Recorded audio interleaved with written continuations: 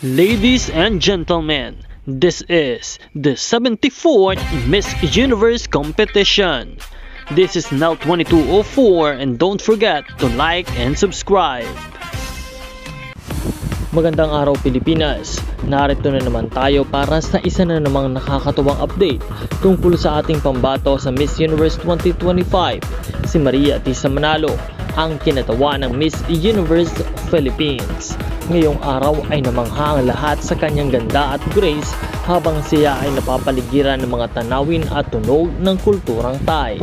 Para sa Day 10 activity at Day 10 outfit ng ating pambato, makikita sa kanyang mga larawan at videos kung gaano niya na-appreciate ang mayamang tradisyon ng Thailand mula sa mga eleganteng sayaw hanggang sa magkulay na paligid. Talagang bumabagay kay Atisa ang tema ng araw na ito, isang tunay na reyna na may pusong Pinay at kalikasan global.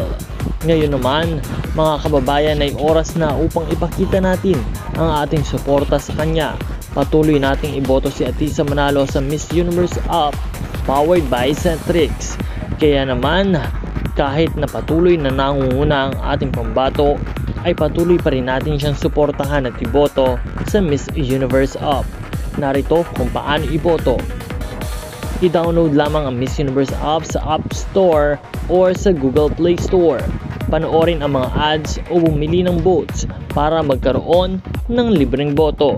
Iboto si Philippines sa mga sumusunod na kategory: Most Beautiful People, Beyond the Crown, Most Photogenic, People's Choice, Miss Congeniality, Best Skin, Best in Evening Gown, and Best National Costume. Masaya nating ipakita sa buong mundo ang solidong suporta ng mga Pilipino. Maraming salamat sa panonood at maraming salamat din sa inyong pag-subscribe. Magkita po tayong muli sa susunod na update.